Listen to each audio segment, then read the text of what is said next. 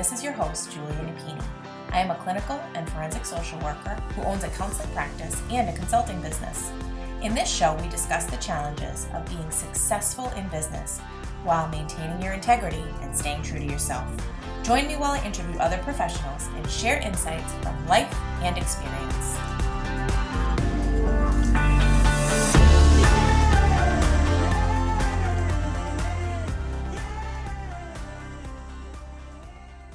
Let's talk about RingRx, our latest sponsor. RingRx is a high-quality, HIPAA-compliant telephone, text, and fax communications platform. They provide seamless, cost-effective communications for behavioral therapists, medical practices, hospitals, and other healthcare providers. RingRx is designed for modern healthcare environments. They offer customizable features like a phone app, automated patient outreach, voicemail, after-hours call routing, and top-quality desk phones. Try RingRx for free today at ringrx.com. And if you sign up using the code CLIMB, you'll get 15% off your monthly bill forever. Conditions apply. Hello and welcome to another episode of the Compassionate Climb podcast. So we typically focus on business here on the show, and we've had a few episodes lately, this one included, that have more of a clinical focus. And I would love to hear feedback if you all find this helpful, but I'm confident that this episode will be one that you do. So we have a guest here today who specializes in treating complex trauma and chronic illness and is in the process of developing a CE course. And so excited to learn more. Christina Kantzavelos, welcome to the show. Thank you so much. Honored and excited to be here today to chat more about all of the things. Yeah. So I think it's always interesting to share connections with people. And so you had listened to a previous episode with one of our guests that you know, and you had reached out very proactively and said you wanted to jump on the bandwagon. So tell me what led to that and what you are here to kind of shout from the rooftops and give us some background on your career climb. Yeah, I'm Tyler Orr, who developed constructed awareness. I personally was just looking for chronic illness related courses to just help my practice. Like you mentioned, I specialize in chronic illness, and he was really one of the few people out there who had spoken about chronic illness at that time. And through one of his, it was an EMDR for chronic illness course that I had taken. And through that, I found out about constructed awareness. And it has been, we were talking about this just a minute ago, it's been mind-blowing to utilize in sessions because it is such, it's same, but different than EMDR. It's a much more gentle approach, and it has been a game changer in, as a trauma-informed modality in moving dis-ease out of the body. And when I saw you interviewed, I'm like, okay, we got to chat because it really is that great. Like I've no, other than practicing it, I have no other affiliation, so I'm not trying to market it, but it's great. And I've been utilizing it now. I think it's been going on like a couple of years, so it's been a minute, but as far as, we were talking about the CU course that I'm creating right now for competency for therapists, that came about because there just aren't many of us out there who are specializing in chronic illness. And I'm not expecting therapists to all jump on that and specialize in it.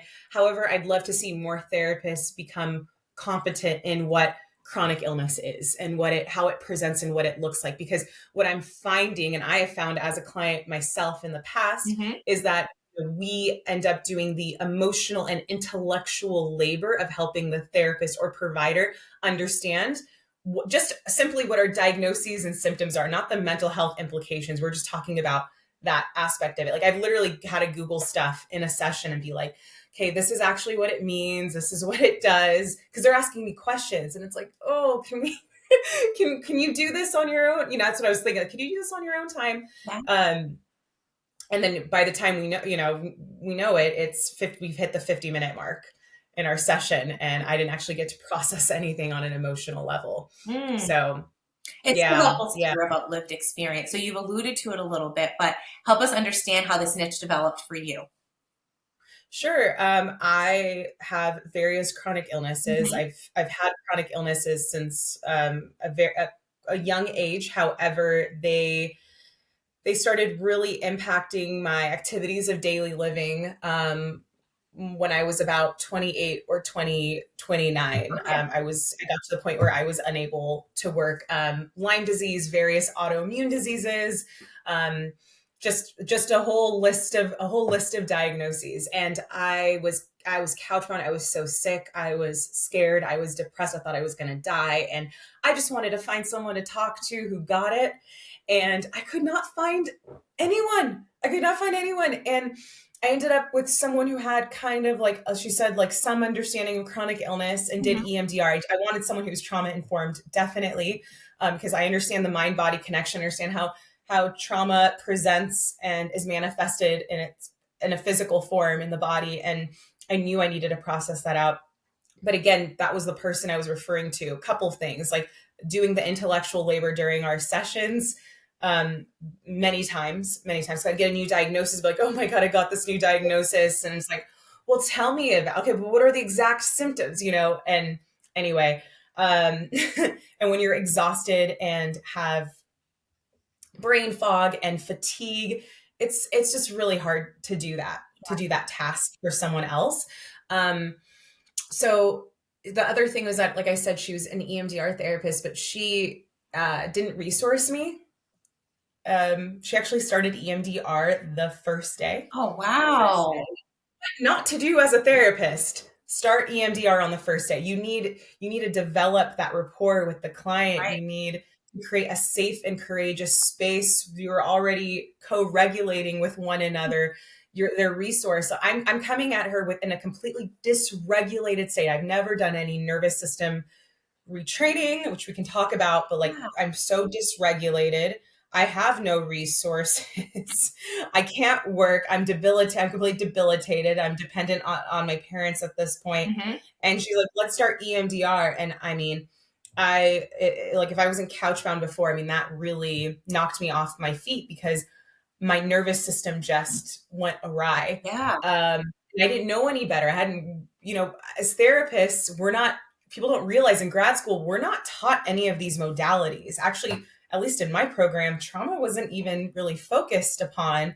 So folks don't realize like we actually have to go take these extra courses to learn about it. Yes. So people were like, you're a therapist, like you should have known. I'm like, how would I have known that without having lived professional experience in this? So anyway, in having that happen in retrospect, I understand how important it is to have someone's nervous system be regulated before doing any trauma processing work with them, especially when they have chronic illness, because they've been stuck. To have chronic illness, you've been in a chronic fight or flight response probably since a young age, a chronic stress response. We need to work on getting out of that, getting in a more flexible state, I should say, a regulated, flexible state, so that you can tolerate it as we begin to inch closer to the work. Yeah. Makes sense. Yeah, this is definitely important stuff to talk about. You've touched on many things. I think the first thing that sticks out to me is this is kind of a story that I've heard before, in the sense that a lot of people in our profession end up becoming who they wish they had had at a time in their life when they were really seeking something, weren't really sure exactly what it was, and it wasn't necessarily what they expected. Or now looking back, they see how somebody could have done something differently, and that we want to avoid someone else having that experience if we can. So it sounds like what you're really advocating for is that this is an area where clinicians could really benefit from proper training, and that treating someone who has this experience should really make sure that they've done their own preparation for that. And it sounds like you felt like in your experience, you almost had to educate the people you were working with. You were spending a lot of time kind of describing what your experience was, as opposed to kind of just getting into the work.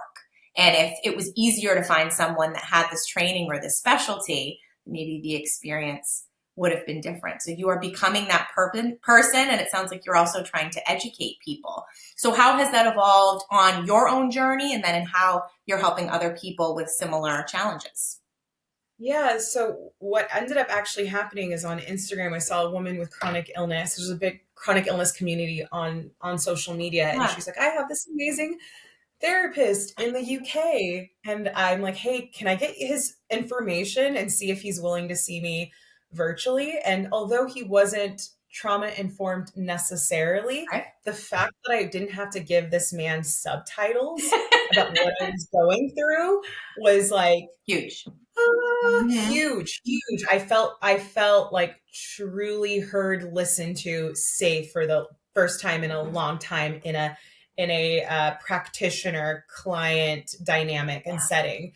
So I knew right, and I should say my past life, because I had a past life before I got really sick, and that was in humanitarian work. I had no intention of doing, micro social work or psychotherapy. It was this, like what you were saying, like this experience Mhm. that brought me to this point. I'm like, oh my, like someone needs to be doing this work. Wow. So there is the post-traumatic growth factor that happens when, we experience trauma, which I experienced heavy medical trauma, and I'm still healing from it. I Mhm. want to say I'm over it completely, but you know, understanding that, I can heal as I'm healing. I have permission to do that. Anyone has permission to do that. But as far as what I opened up my practice to is that I got to see folks with chronic illness, and it's been amazing. It's been amazing to combine all of the things that I've either seen or researched, work for myself, for other people, Mhm.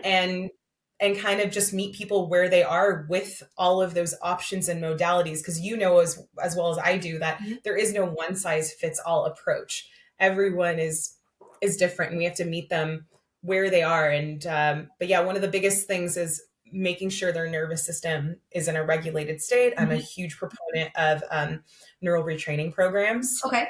Um, so there are various ones out there. Um, I actually have it as a requirement now to work with me, because I have found it to be the sort of fastest way to get someone out of fight or flight. And the reason this is imperative is because if you're in a chronic fight or flight state and your brain perceives there's a tiger chasing after it, it's always going to choose survival over healing, right? Yes. Like, yeah. So when we finally are able to convince the brain, hence the retraining, Mhm. hey, maybe there was a tiger there at one point, or many points, there isn't one there now, Right. you'll notice healing is removed off the back burner and moves to the front burner. And I see healing happen in such a, I don't know, it's just such a faster process. Like Mhm. I witness change really happen at full speed Yeah. when we get someone to a more regulated state. Mhm. So that's the neural retraining piece. But yeah, I'm at a point now, because I have a waiting list, and I've heard so many people say, like, you're one of the few chronic illness therapists I've ever even found, that we need to educate as many as possible, even it's like cultural competency, right? Like Wow. that's pretty much a requirement for like most programs out there. Like I feel like this is no different when so many people are impacted by chronic illness now, especially women. So Mhm. many. So you Yeah. start there with kind of teaching some skills for self-regulation. And then where do you take people from there? If we were kind of looking at this from a procedural standpoint. Sure, sure. So a couple of different directions, right? We would then sort of start to inch towards doing trauma processing work, Mhm. but in the interim, what's as they're doing this neural retraining work, as we're doing nervous system work, we try to understand when and why the body started saying no. How did you get stuck in fight or flight or fawning or freezing or freeze response?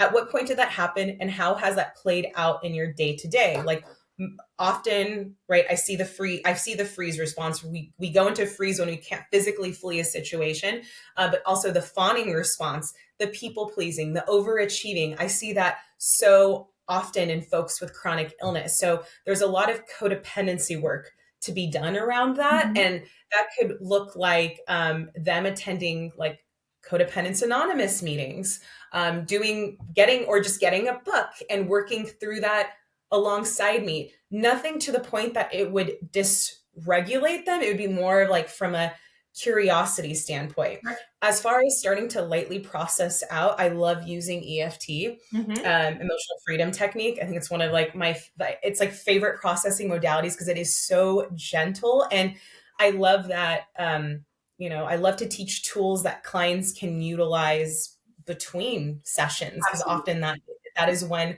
a lot of the magic happens, right? Is in between our sessions. So there's that. And then we start, like I said, start to inch towards trauma processing. And I utilize EMDR and I do constructed awareness. And just based on where they are, we start to kind of chip away. But I work a little bit differently than your average therapist in a couple of ways. One is that I don't believe in the arbitrary 50-minute mark. I think it's dysregulating to the client's nervous system and it's dysregulating to mine. So we'll go up between 1 to 2 hours until the client actually feels complete. And I have found this to be amazing in so many different ways because, when I was doing the 50-minute thing, because that's what we were taught in school, right? We're supposed to 50 minutes, hold that strong boundary. That's it. Then you get 10 minutes for notes. Then your next person. That does not feel well with that. Just doesn't resonate. And actually, it was that therapist I saw in the UK, because they do things a little bit differently, who gave me permission. He would go over to an hour and a half, and I'm like, wow, this feels amazing. I'm going to continue doing this. So there's that. And then the idea of like, hold that thought until our next session almost never happened or happens. So often people get warmed up and feel comfortable right at like 40 to 50 minute mark. I've found even 30 minutes still. And it's just not enough time. So there's that. So at the end of session, we decide, because sometimes it's a lot of info, when to see me next. So it could be a week from then, it could be a couple weeks, it could be 3 weeks, or they might need to think about it. Either way, I leave them with, I let them make that decision and feel empowered in their decision. So they don't feel like they're sort of restricted to the specific time and place, because so often chronic illness does that for us. So anyway, that I give a lot of work between our sessions too. So yeah, there's workbooks and I'm very curious scheduling wise how that works. So do you block off a 2-hour time frame and then work within that? Yep.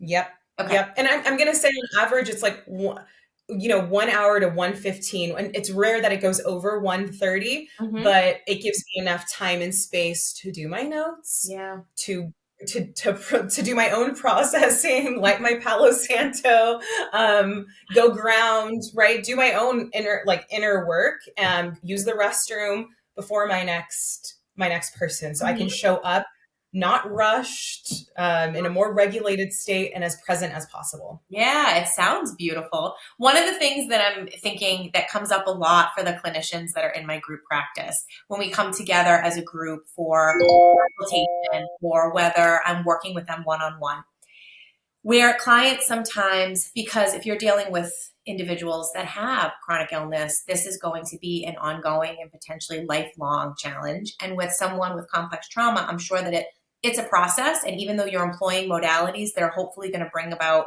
some relief and some benefit sooner, that it is a process. And so a lot of times it can be challenging for the clinicians that are in my practice to handle when there might be some sort of client resistance, or maybe they might uncover something or process something and it is really difficult and it might lead them to question if they should move forward with it. How do you handle some of the things that happen that might get in the way of the work?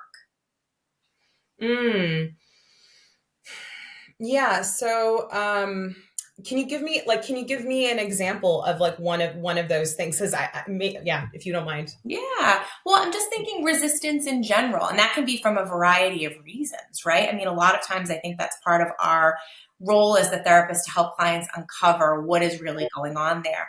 But I can imagine that it's not always smooth sailing, and you are dealing with kind of a high level of intensity. And I'm thinking that these are individuals who potentially, historically with other modalities, might be in therapy for a long period of time. So I'm assuming with what you're doing, you might see shorter periods of times in treatment. I mean, you're setting them up for success, but I'm trying to think of a specific example. Just when a client is maybe not used to therapy being conducted like this, and that they may be having a hard time with what they're experiencing throughout the process. So maybe you assign them something to do, or you encourage them to do some of the work outside of session, and for whatever reason, something gets in the way, and they come back to the next session and they haven't been able to try it. Oh yeah. The resistance in that way, definitely. I think, and that is like the healing happens in understanding the resistance and where that's coming from. Mhm. Where is that pattern? Where is it being held in the body? That's when we do like more somatic or sensational exercises to uncover, unlock, ultimately, right, with EMDR, with those negative beliefs. It's like, do you feel worthy of healing? Do you feel worthy of feeling good in your body again? Because arriving at therapy to work on feeling good about yourself, like finding peace within yourself, processing so much out. I mean, it is a scary notion. What you're saying is that I'm going to do this so I can feel better. Okay. Intellectually, awesome. Great. Somatically, do you believe that? Do you believe you are worthy of feeling this? Mhm. And there's a lot of times where someone doesn't. Yeah. They do not. And that, honestly, that is where the work happens. That is what we invite in to uncover and unlock. Why aren't you, I do a lot of chronic pain, and I highly recommend this book, Unlearn Your Pain by Schubiner. And I had a client yesterday who was like, Christina, it is so good, but I just noticed a lot of emotions come up, and I got really exhausted after, and I put it away, and I don't want to see it again. Mhm. And, we work together to understand. Well, I said, okay, that was like 2 weeks ago. I go, okay, I understand. You probably felt exhausted. So often we know this. When you feel it and you heal it, it can feel like a hangover the next day, because you are literally detoxing. Right. And it's no different than when you have chronic illness and you're going through like detox protocols, which so many of us are used to. Mhm. It's called a Herxheimer response. So anyway, I'm like, okay, but how do you feel? Like, how did you feel a week after that? And she's like, fabulous, actually, less pain, less discomfort in my body. And so it's kind of, we look at things as like the acute response to it. It's like, okay, I felt like crap right after. I felt exhausted. I felt fatigued. I don't want to touch this again. Rather than looking at it, none of this is linear, but looking at this a little further out and going, oh, this was actually a pretty sustainable approach if I see it placed out in front of me. Yes. But this is what we have to look at together, and they have to reach that conclusion. I can draw it all out for them, but that's one thing for them to go, oh, what? Right. Okay. No, I see this. This makes sense. Okay. I think I'm actually going to do it on these days where I don't work the following day, or I don't see anyone the following day, or I can sleep in. We have to, yeah. I'm sorry? That helps a lot. So it sounds like a lot of it really just comes from your understanding of how the process works and explaining that to clients and recognizing that that's kind of a normal part of the process, but you're also setting them up for success and you up for success with giving some of that autonomy with the session, giving them some tools and some strategies in between. And you're almost prepared for there to be some level of resistance, or for it to impact them in a certain way, because it is new and it is different. Of course. Yeah. So often with chronic illness, or really any illness, mental illness, doesn't matter what it is, it can make you feel super disempowered. It can have you feeling like, I don't have any power over myself, over my life, anything. And like, that's one of my goals in therapy with someone is that they leave feeling empowered. Mm-hmm. I am making the decision to see you again. I am making the decision to do this work. I tell them, like, this homework is all, encouraged and recommended. Sure. I can't force you to do it. I want you to want to do it, right? We can only drag a horse to water. We can't force it to drink. The question is, what's the block between them and drinking the water when they know it's good for them? And that's even when framing that is so helpful. It's away from what we felt like in school when we had something that we were required to do for a grade, versus I think this would be helpful and I see some benefit to you, but the choice is really yours. The choice is yours. And sometimes the resistance, like I published, I have a chronic illness symptom tracker daily journal. It's like a bullet journal for tracking your symptoms. And I encourage anyone who works with me or anyone with chronic illness to use this, because it's another mind body empowerment tool. And I have some clients who adore it, and I give it to them for free. And I'm like, if they want more, they ask, they're like, hey, I just filled one out, can I have another one? Okay, sure. Anything to get you to use mind body tools. But I have some that are like, I've never even opened up a page. Like, I cannot journal for the life of me. So what do we do instead? How about you do voice notes into your phone? Yes. So really customizing it and finding what is going to work for them, so that piece doesn't have to be varied. There's so many different avenues and so much available to us. Exactly. Mm-hmm. Exactly. So yeah, I mean, I think so often as therapists, like, we have to take our ego out of it, of like just because we see a modality and it works so well for so many people, it's not for everyone. And it's our job together to figure out something that does work. Yeah. So I'd love to hear more about this training that you're developing. And so this is for therapists that have interest in working with a similar population, but really making sure that they have the information that they need going into it for it to be successful. Tell us more. Definitely. Yeah. So it's essentially, it's a competency training. So it's for anyone who thinks they may work with someone with chronic illness at any point. It helps you understand the mind-body connection. How does trauma play a part in this? Why is it that trauma-informed modalities are so important? Why is it that getting the nervous system regulated vital from healing from chronic illness, from from reducing symptoms and pain and so forth. Understanding certain lingo, like there's a term that we use in the chronic illness community called spoonie. We call each other spoonies. And this is from like the spoon theory. And it's all about, we only have so many spoons a day to give away. So like all of the clients say, like, I took a shower and that took all of my spoons for the day. Like I had to lay down for the rest of the day, because when you have something like dysautonomia, POTS, taking a shower, I mean, sometimes you can't even take a shower yourself, but taking a shower literally is equivalent to running a marathon to a person who's not sick. Like that's how hard it is. Versus like, I ended up having extra spoons by the end of the day. I didn't even use them all. So there's certain terminologies that a lot of folks just have never heard before. That's important to know and to understand. And like even explaining like chronic fatigue, people are like, chronic fatigue, that must mean you're just like really tired, right? Like, no, actually they've done research and it's equivalent to someone not sleeping for a consecutive 3 days in a row. That's the level of tired. And you cannot fathom that if you have not experienced it or don't see it written in a way where you're like, oh, okay, if I pulled 3 all-nighters, I would get to this level. Okay, now I get it. So I'm just trying to put it in terms where maybe you haven't had the personal experience, but you have enough examples to gauge and understand and really truly be compassionate towards understanding what someone with these symptoms is moving through. So is this something that's available, or is it in the works? It's in the works. It should be out within the next, I think, 2 to 3 months. Oh, that's so exciting. So let everyone know how we can follow along, learn more. I would definitely encourage everyone to check out your website because it's absolutely beautiful. But how do we find out when this is available and access it? Okay, yeah. I can be found at beginwithintoday.com or at beginwithintoday on all social media platforms. I'd love to connect with any of you, and thank you for the compliment on my website. I appreciate it. Absolutely. Well, thank you so much for having me here. Oh, absolutely. I appreciate the work that you're doing.